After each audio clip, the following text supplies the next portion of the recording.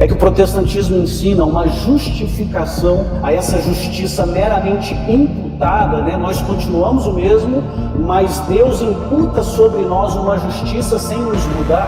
Mas o erro protestante é que a fé protestante é uma fé fiduciária, é uma fé fideísta, é uma fé na fé, é uma fé meramente intelectual, é um mero assentimento a alguma verdade.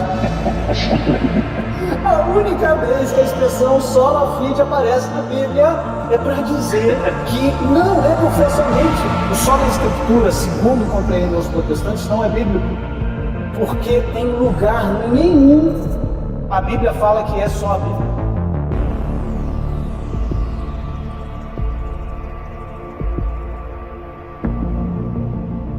Saudações internet, meu nome é Gabriel e hoje eu vim falar de um tema polêmico. Trazemos aqui o Stranger Gospel, que não é gravado dessa maneira já há muito tempo, talvez tem mais de anos aí, talvez 2 anos, não sei.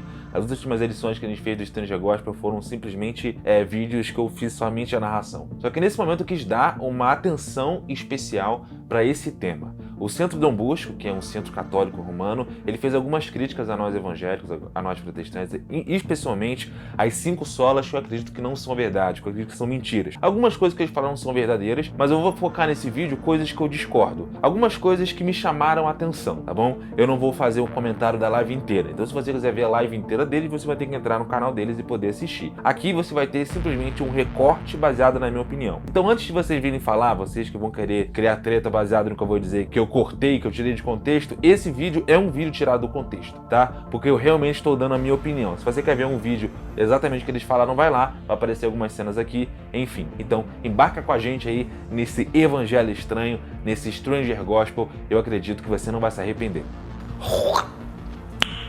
Nice. Antes de começar o vídeo, queria falar para você, primeiramente, se inscrever no canal do Gustavo Cabral, que ele vai falar de fotografia, ele vai falar de muita coisa interessante. Se você quer aprender fotografia de forma descomplicada, se você quer entender os primeiros passos para essa profissão, eu acredito que o canal dele vai conseguir te suprir essa necessidade, acompanhar ele no Instagram, o trabalho dele é magnífico, cara, é muito bom. Isso tudo aqui, a gente está no cenário dele, vocês já conhecem, você que já é inscrito, você já conhece de longa data o trabalho que o Gustavo tem, eu tenho certeza que você não vai se arrepender de consumir o conteúdo dele. Assim. Outra coisa importante também é a nossa loja, Razão Store. Nós estamos com várias camisas novas lá, dá uma olhadinha. Tem a clássica Deus Trino, que eu já comentei aqui com vocês provavelmente já viram.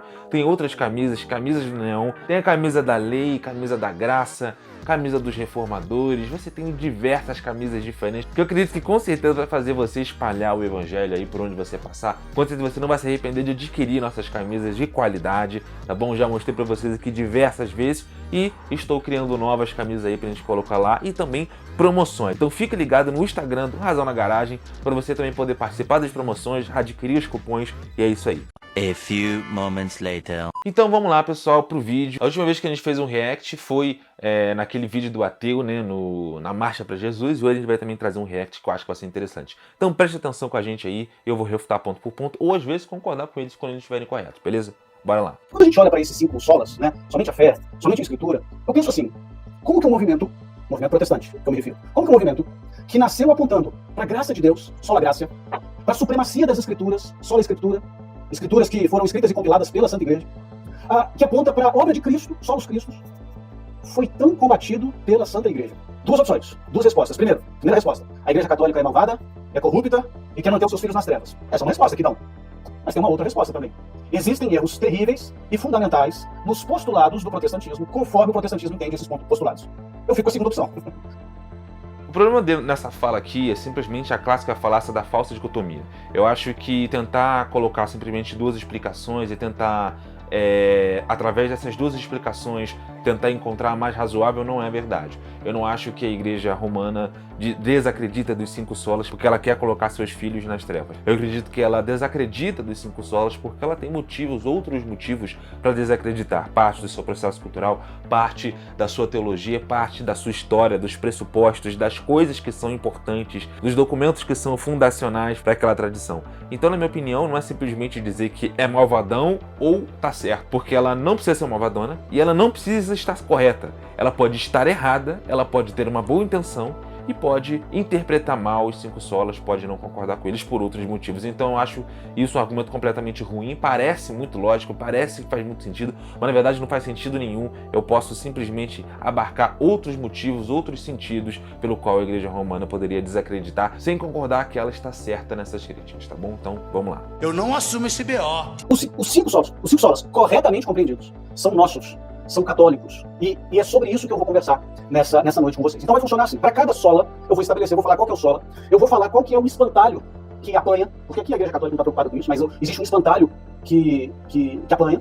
Eu vou falar qual que é o erro do protestantismo nesse espantalho e vou trabalhar a perspectiva católica. Então, essas 4 coisas para ficar bem didático, tá? O sola, o espantalho, o erro e a perspectiva católica. Olha, ele diz aqui que os 5 solas são católicos, são deles. Eu até concordo com essa expressão se a gente considerar católico no sentido de universal, no sentido que a igreja primitiva pensava. Eu concordo plenamente com os solas devidamente interpretados de acordo com a tradição da igreja, em continuidade com a tradição da igreja, na função de preservar a tradição da igreja, preservar a igreja do mal, da heresia, dos problemas. Eu concordo plenamente que é uma doutrina católica. Eu só não acredito que são romanos. Essa é a diferença. Eu acho que a soteriologia e a visão que a Igreja Católica, por exemplo, tem da Escritura é diferente. Não tem como você falar de só de Escritura se você acredita que a tradição e o magistério está de pé de igualdade com a Escritura. Isso não faria nenhum sentido. Então não tem como você dizer que são católicos romanos. São católicos, mas não romanos. Porque o romanismo, a Igreja Católica também está em descontinuidade com muitas coisas da patrística, muitas coisas da Igreja primitiva. Muitas coisas também protestantes estão em descontinuidade. Inclusive, muitas interpretações dos 5 solas estão em descontinuidade também com a Igreja primitiva e com a tradição da Igreja. Então, eu acho que esse termo que ele falou é correto, mas é correto baseado, eu acho, na minha interpretação do que católico para mim significa. Para ele significa outra coisa. Então, na interpretação dele, eu acho e discordo de que são católicos. Não são protestantes. No sentido de como eu imagino a palavra católico, de como eu vejo a palavra católico, aí eu concordo com ele sim. O erro, quando se fala de sola graça, é que o protestantismo ensina uma justificação extrínseca. Vou citar Lutero aqui. Lutero disse que a graça de Deus nos envolve como um manto, mas nos deixa exatamente como somos. Em contrapartida a isso, a essa justificação extrínseca, a essa justiça meramente imputada, nós continuamos o mesmo, mas Deus imputa sobre nós uma justiça sem nos mudar. Nós não podemos crer nisso. Nós cremos que a justiça de Deus não é simplesmente imputada sobre nós, mas ela é infusa em nós. Ela nos transforma completamente. Pô, cara! Cara! Vamos lá.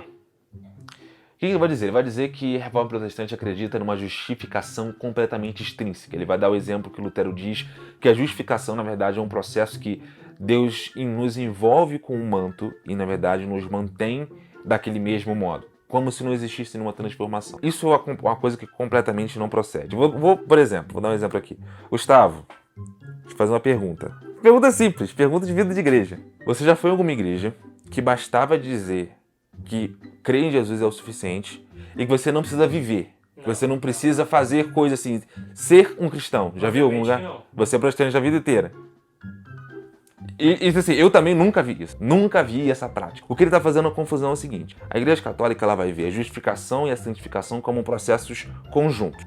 Os evangélicos vão ver como processos separados, distintos, estão fazendo coisas diferentes, porém que são coisas necessárias, são coisas obrigatórias. Ou seja, na visão luterana, por exemplo, a justificação e a santificação são coisas distintas, mas tanto a justificação como a santificação acontecem, elas têm que acontecer. Não tem como Jesus te declarar justo sem ele com o tempo te tornar justo. Isso não faz nenhum sentido. Então, assim, todos os reformadores, todas as igrejas protestantes vão também ensinar que é necessário você viver, não simplesmente crer, não simplesmente falar que eu acredito, mas viver naquilo que eu acredito. O que ele poderia talvez questionar, o que ele poderia debater, é se é realmente válido e útil fazer essa separação entre justificação e santificação. Na minha opinião, é inútil. Eu acho essa separação que, por exemplo, alguns luteranos vão fazer, eu acho bem inútil. Apesar de que eu concordo que são processos um pouco distintos. Só que, de qualquer forma, eu acho um pouco difícil tentar identificar na Ordo Salutis, ou seja, na ordem da salvação, o que veio antes, se vem santificação, se vem justificação, o que vem primeiro. Eu acho que a Bíblia não tem o interesse de falar sobre esse assunto, porque a Bíblia vai falar de outros temas. Esse interesse vai vir depois de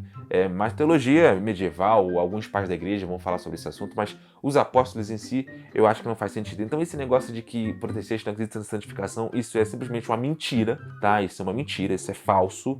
E eu acho que simplesmente confunde as pessoas. Outra coisa interessante que dizer isso é simplesmente dizer que protestantes são antinomistas.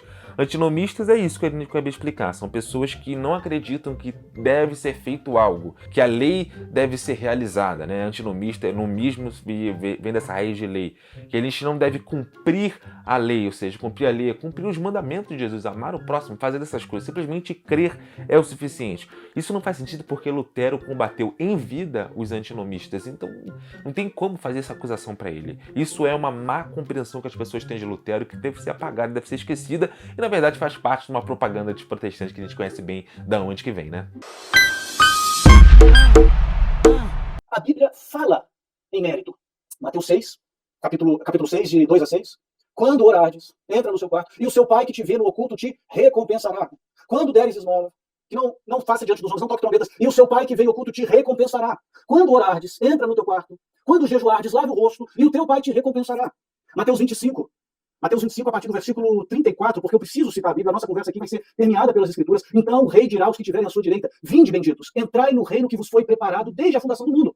Porque tive fome e me deste de comer, tive sede e me deste de beber, era forasteiro e me hospedaste. Então percebam, queridos, que a Bíblia fala em mérito. Vamos lá. A Bíblia não fala em mérito. Esse é o primeiro problema que as pessoas têm. A Bíblia não fala em nenhum momento sobre mérito. Para tudo aí! Na história da igreja, a primeira pessoa que veio falar de mérito, assim, que nós temos registros, provavelmente não foi a primeira, mas o primeiro registro que nós temos vem de Tertuliano. Foi um pai da igreja que veio muito depois dos apóstolos. Na verdade, essa ideia de mérito, ela carrega uma pergunta: qual é a parte que eu tenho? Qual é a parte que Deus tem? Qual é o meu lugar na minha salvação? Qual é o lugar de Deus na minha salvação? Isso não existe em um lugar da Escritura.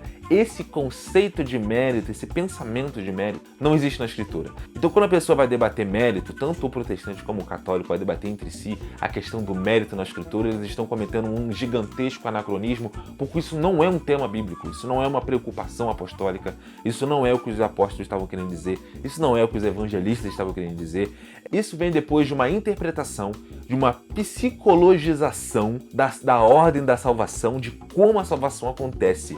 Os apóstolos não estavam preocupados no mecanismo da salvação, onde está o lugar das obras, onde está o lugar da fé. Eles estavam preocupados em estabelecer o reino vindouro, trazer a mensagem do Messias, que é o rei do reino vindouro, que vem trazer a boa notícia, o evangelho, que é aquilo tudo. Então, a Bíblia não vai falar em nenhum momento sobre mérito. O que Jesus tem aqui, por exemplo, Jesus fala nessas passagens de Mateus, o que ele vai desenvolver, e outras passagens bíblicas que também vão parecer que estão falando de mérito, na verdade não estão falando de mérito, mas estão falando da essência daquele que faz parte da nova aliança. Aquele que faz parte da nova aliança pede perdão, e aquele que pede perdão é recompensado pelas graças do novo reino. E vai dizendo assim, e outras coisas que vão ser ditas e vão ser narradas a esse respeito. Então, assim, é uma falta de interpretação, é uma falta de visão mesmo daquilo que os apóstolos estavam querendo dizer, tentar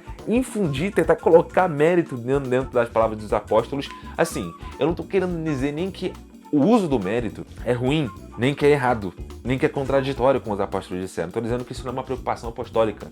Mas o erro protestante é que a fé protestante é uma fé fiduciária, é uma fé fideísta, é uma fé na fé, é uma fé meramente intelectual, é um mero assentimento a alguma verdade, né? Eu creio que Jesus morreu na cruz por mim, ponto. E por ter essa confiança, essa fé fiduciária, essa fé fideísta, eu não preciso fazer mais absolutamente nada. Esse é o primeiro erro, tá? É o primeiro dos erros. Beleza. Tá sabendo legal. Eu acho que é muito triste quando a gente tenta envolver o nosso coração dentro de uma ideia mentirosa. Esse homem aqui, ele era pastor, não sei da vida dele, também nem me interessa. Mas eu acho que é um pouco estranho uma pessoa que fez seminário ter esse pensamento. Dizer que a fé protestante é uma fé fideísta. Daquilo que eu já disse sobre a questão da justificação e da santificação. Protestantes não acreditam que a fé é um assentimento.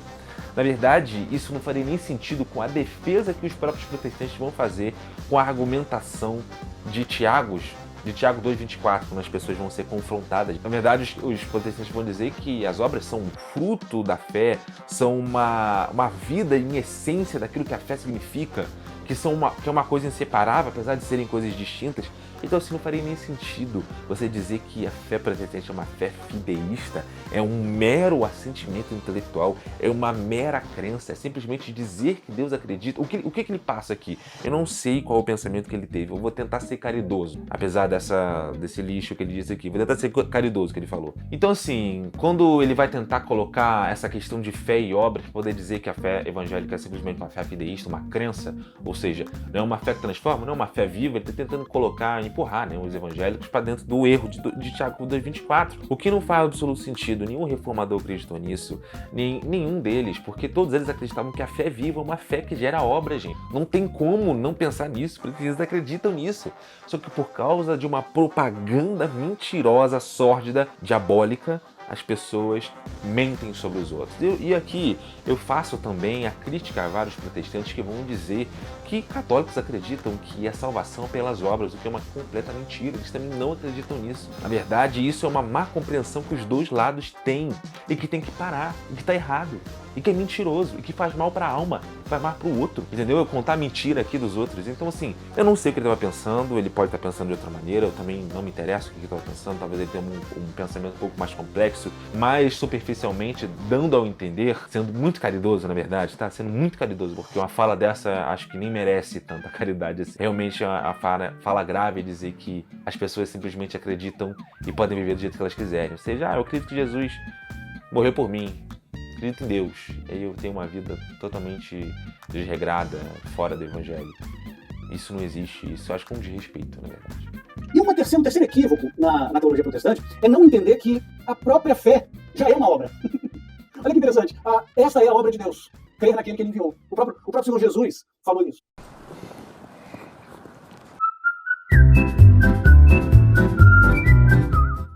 Isso é muito engraçado. Um dos maiores erros que evangélicos possuem, que católicos possuem, que pessoal de esquerda possui, pessoal de direita possui, que toda discussão na internet é pautada por causa dessa mal compreensão do outro, é a ideia de que eu posso apresentar uma evidência e que ninguém nunca pensou nisso.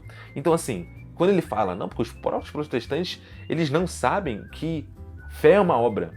Na verdade, ele fala como se ninguém nunca tivesse pensado nisso. A fé é uma obra, a obra de Deus. Inclusive, até as nossas obras são uma obra de Deus, como vai ensinar Efésios 2, que vai nos afirmar que as obras foram predestinadas por Deus para que nós realizássemos elas em Cristo. Então, assim, é completamente idiota um negócio desse, gente. É realmente você acreditar que a pessoa nunca pensou nisso, que os reformadores nunca falaram sobre isso, que ele descobriu a roda, não, olha, descobriu a falha do protestantismo. Eles não sabem que a fé é uma obra. Me poupe, gente, que coisa ridícula, entendeu? É patético. Qual que é um dos principais versículos bíblicos que os protestantes usam para dizer que a gente não precisa de obras nesse processo, que as obras são meramente um acessório? Nenhum protestante diz que a gente não precisa de obras. Protestantes dizem que nós não somos salvos por obras, que é diferente. Agora, Eduardo, a expressão fé somente está na Bíblia? Está na Bíblia, gente. Eu preciso admitir que a expressão sola fide, a expressão fé somente, está na Bíblia. E eu vou ler para vocês aonde que é o único versículo das Escrituras que a expressão fé somente aparece. Tiago, capítulo 2, versículos 24. Verificais que uma pessoa é justificada por obras, e não por fé somente. A única vez que a expressão sola fide aparece na Bíblia é para dizer, tô gritando aqui, minha filha vai acordar, é para dizer que não é por fé somente. Putz, estou lascado. Estou lascadinho, rapaz. Eu não sei o que eu vou fazer. Esse também cai naquele negócio do eu vou estabelecer no argumento que ninguém nunca pensou. Olha só, Tiago 2,24, o único lugar da Bíblia que fala sola fide é negando a sola fide. É Centro Dom Bosco, né? É o que eu esperava. Eles fizeram essa live para poder refutar os espantalhos que a Igreja Católica, que os protestantes fazem contra a Igreja Católica e explicar um pouco sobre os 5 solas. Só que eles cometem espantalhos em todos os 5 solas. Inclusive esse aqui. Quer falar de Tiago 2,24? Então a gente vai falar de Tiago 2,24. Ó o bicho vindo, moleque. Primeiramente, a gente tem que entender, Tiago 2,24, ele está confrontando cristãos, pessoas que se diziam cristãos, que se falavam como cristãos. Inclusive, é isso que ele vai argumentar na carta. Ele vai dizer simplesmente assim, alguns falam que tem fé, Tiago contrasta o falar que tem fé com mostrar que tem fé.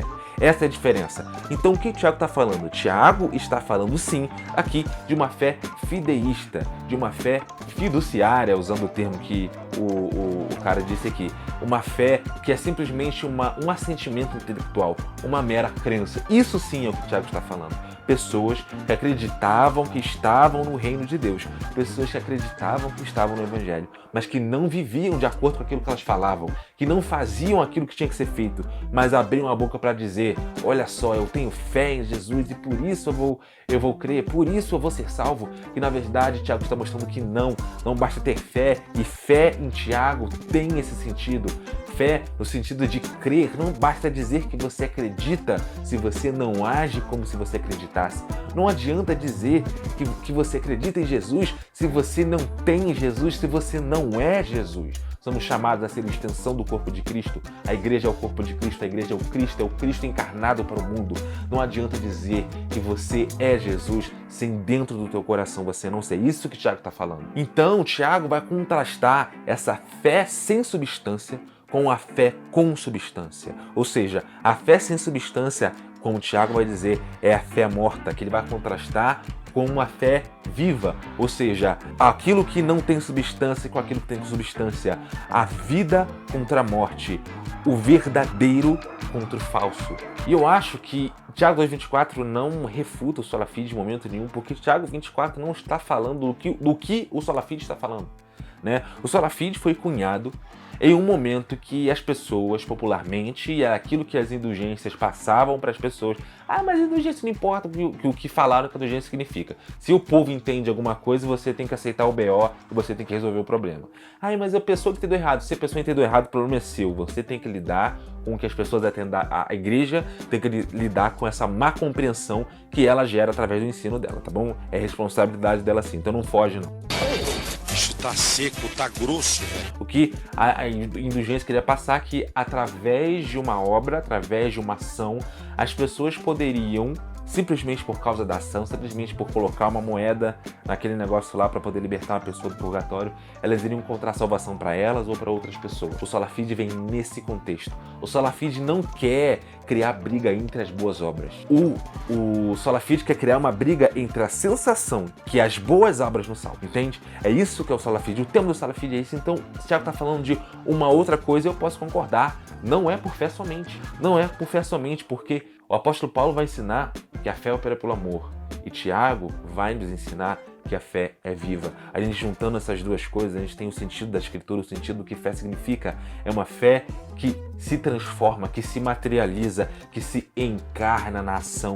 Assim como Cristo era o verbo que se encarna, a nossa fé é exatamente como Cristo deve funcionar. O verbo, né, palavra, a palavra da fé, ou seja, eu creio em Jesus, deve se encarnar em nós, ou seja, deve tomar substância, deve se transformar em carne, deve ser palpável. E como a fé é palpável nas obras. É isso que o Tiago está dizendo, entendeu? Então, assim, criar a cisão entre sola fide e Tiago não faz nenhum sentido. É tolice, é burrice, entendeu? E às vezes acaba sendo mau caratismo. Não sei qual é o caso dele. Espero que seja simplesmente uma ignorância, entendeu? Porque, infelizmente, muitas vezes as pessoas são mau caráter mesmo e querem mentir. E aí, Tiago vai dar exemplos de Abraão e vai dar um exemplo de Raabe, que são pessoas, sim, que através das suas ações cumpriram aquilo que a Escritura havia prometido sobre eles. Vamos pegar aqui o caso de Abraão. É dito sobre Abraão que Abraão creu em Deus e isso lhe foi creditado como justiça. Quando Abraão entrega seu filho Isaque para o Senhor, ele está cumprindo a declaração que havia e que estava sobre ele. Ele, com a sua ação, ele materializa a verdade da justificação.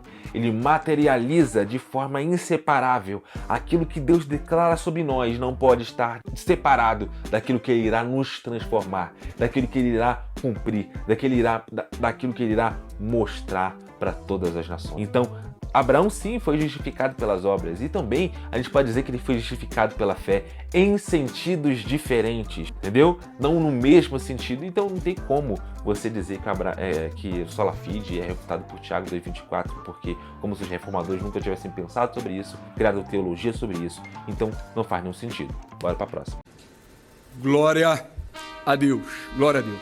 Gravíssimos, que eu não vou ter nem tempo de arranhar a superfície desses erros, mas eu deixo aí para a pesquisa dos irmãos. Primeiro erro, dissociação de Cristo da igreja. Você não pode dissociar Cristo da igreja.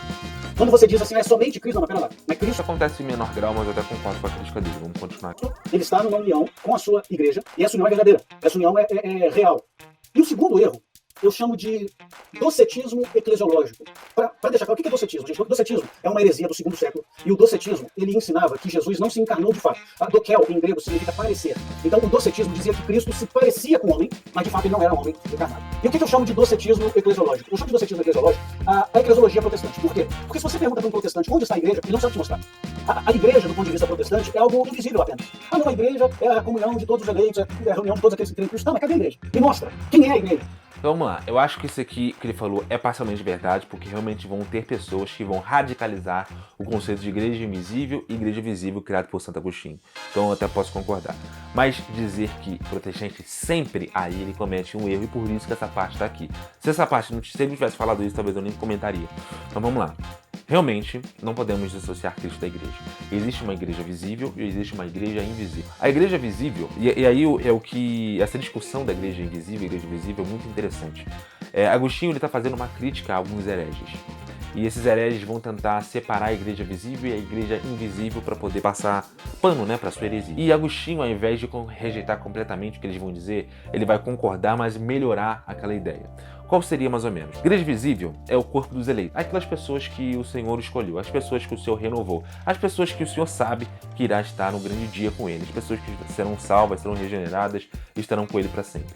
Isso é a igreja invisível que nós não temos acesso. E existe a igreja visível, são as comunidades cristãs. Isso está presente até no próprio catecismo de Westminster. Então ele fala que protestantes não acreditam que em igreja visível é tolice, tá? Acreditam sim. A igreja é um corpo, a igreja são pessoas, a igreja é em toda pessoa a que confessa o nome de Jesus Cristo, ali está a igreja visível. Ali está a igreja visível na reunião dos cristãos, ali está a igreja visível na celebração do sacramento. Eu sei onde está a igreja, eu vou na igreja todos os domingos, eu sei muito bem onde ela está, tá bom? Respondendo para você, eu sei muito bem onde a igreja está, eu só não sei onde está a igreja é a verdadeiro nome ruim, mas a igreja invisível, a igreja que vai ser salva no final. Isso eu não sei. Basicamente, então, a igreja visível e a igreja visível às vezes pode gerar um pouco de confusão. Mas a ideia central é tentar meio que criar o conceito de joio e trigo. Existe a igreja que é só o trigo, que a igreja é só o trigo, e existe a igreja que é o joio e o trigo, porque a igreja tem essa natureza também de abarcar as pessoas que não vão para o céu. Então, eu concordo com a crítica dele, eu concordo que muitas das eclesiologias mais radicais do protestantismo realmente têm esse problema do docetismo eclesiológico, concordo plenamente, só que eu discordo que isso seja um problema geral, porque não é. Esse é o erro protestante. Dizer que a Bíblia é ela tem uma suficiência formal. Isso é um erro. Eu lembro quando a minha conversão se tornou pública, um amigo meu falou assim: Eduardo, você não crê mais na suficiência das escrituras? Eu falei: creio na suficiência material. Ele: não, você tem que crer na suficiência formal. Não, suficiência formal não existe. Eu vou provar. Nós, católicos, cremos na suficiência material das escrituras. A Bíblia, ela é materialmente suficiente para qualquer dogma. Qualquer dogma da Igreja Católica encontra a sua matéria nas escrituras sagradas. Ou será que não? Olha, eu acho que esse papo de suficiência formal e suficiência material é um pouco reducionista. Eu acho que é um pouco difícil entender assim. Mas vamos lá. Eu concordo que as duas estão verdadeiras. Suficiência formal e suficiência material são verdadeiras. Eu vou tentar explicar aqui. Suficiência formal é a afirmação de que todas as doutrinas estão na Bíblia, de forma explícita. Estão na Bíblia ali e você consegue encontrar qualquer doutrina a partir da Bíblia. E suficiência material seria a ideia de que as bases das doutrinas estão na Bíblia, mas você precisa também da tradição para poder encontrar. Eu concordo com a suficiência material, mas uma coisa interessante é que Tomás de Aquino acreditava que a suficiência formal era verdadeira em um quesito. Tomás de Aquino realmente acreditava, e ele realmente explica isso na Suma, que uma pessoa, se ela estudar direito, se ela estudar suficientemente bem, ela irá encontrar todas as verdades do cristianismo. O que ele vai... E é impossível você provar que isso não acontece. Tá? Isso realmente é possível. Até porque a maioria das doutrinas bíblicas são doutrinas fáceis. A dificuldade, tem gente que fala assim, não, porque tem as partes que são mais obscuras, mais difíceis. Eu acho que a dificuldade da Bíblia não é isso. A dificuldade da Bíblia seria mais você juntar todas as partes fáceis. Acho que essa é a maior dificuldade. Porque a Bíblia é de fácil entendimento, realmente. Agora... Tomás de Aquino ele vai explicar que realmente se você estudar muito bem, se você se aplicar, se você tiver muito conhecimento e acesso, você vai conseguir encontrar qualquer coisa. Concordo, também concordo com ele. Porque ele vai argumentar que isso é difícil. e que, como isso não está disponível para todas as pessoas, nós precisamos da explicação de outra pessoa. A Bíblia, a própria compilação da Bíblia é uma explicação de outra pessoa. Ela é uma compilação que os cristãos fizeram, que os apóstolos fizeram das palavras de Jesus. A Bíblia já é uma explicação de uma outra pessoa. Então, realmente, a gente precisa de pessoas, de cristãos, da igreja, para que ela explique o verdadeiro sentido das Escrituras. Eu vou até citar Tomás de Aquino, que ele diz o seguinte: eu respondo que nada deve ser evangelizado senão o que está contido nos evangelhos e nas epístolas e na Sagrada Escritura, implícita ou explicitamente. Então, assim, Tomás de Aquino, se você for ler, eu coloco aí o lugar, ele realmente não teme que a pessoa possa entender. Só que ele reconhece e fala que isso é uma coisa difícil e que isso não é um acesso para todas as pessoas. Várias coisas, inclusive, doutrinas a respeito de próprio Tomás de Aquino já são ultrapassadas hoje em dia por causa do nosso conhecimento histórico, arqueológico, que avançou e que ele não tinha acesso. Então isso ele é uma verdade disso, mas o evangelho, o corpo do evangelho da salvação é muito mais fácil. Talvez uma coisinha ou outra seja realmente mais difícil. Agora sim, vamos lá. A suficiência material, eu realmente gosto mais dela do que da suficiência formal. Agora eu não vou dizer que a suficiência formal ela não existe. E segundo, que vários católicos não acreditam na suficiência material.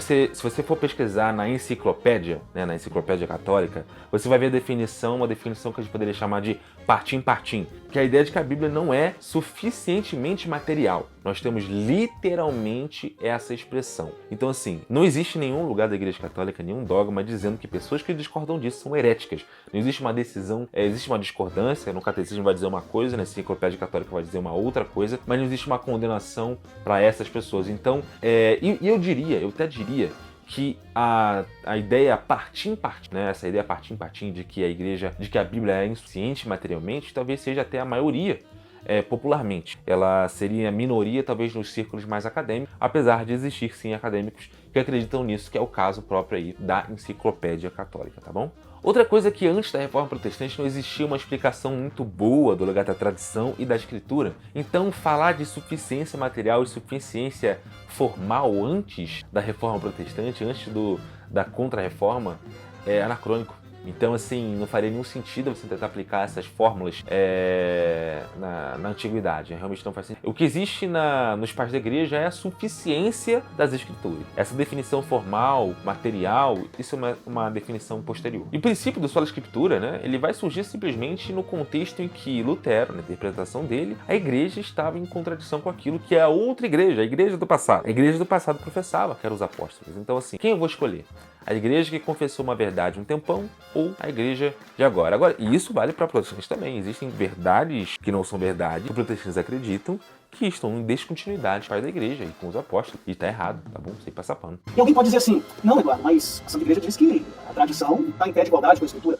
Sim, mas vamos entender que tradição é essa? Porque eu tenho certeza que se você entender que tradição é essa, você não vai ter problema nenhum em assentir. Bom, existem 3 tradições. A tradição que é a palavra de Deus, a tradição que aplica a palavra de Deus e a tradição que anula a palavra de Deus. Entendendo isso, você entende o motivo do sola escritura ser uma coisa importante.